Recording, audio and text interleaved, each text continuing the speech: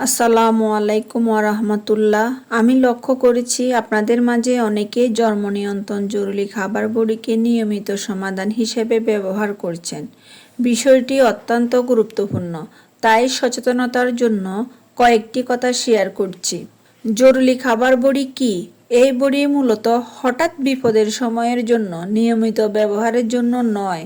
বারবার খেলে শরীরের স্বাভাবিক হরমোনের ভারসাম্য নষ্ট হয়ে যেতে পারে। বারবার খেলে যে সমস্যাগুলো দেখা দিতে পারে: মাসিক অনিয়ম হওয়া, কখনো বেশি কখনো কম রক্তপাত, দুর্বলতা ও মাথা ঘোরা, বমি বমি ভাব, ভবিষ্যতে গর্ভধারণের জটিলতা, মানসিক অস্থিরতা।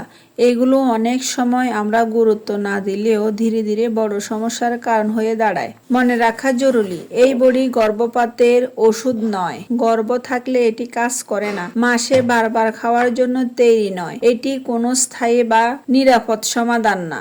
যেসব দম্পতি নিয়মিত একসাথে থাকেন তাদের জন্য রয়েছে নিয়মিত জন্ম নিয়ন্ত্রণ বড়ি, কন্ডম, ইনজেকশন, কপারটি, প্রয়োজন অনুযায়ী স্থায়ী পদ্ধতি।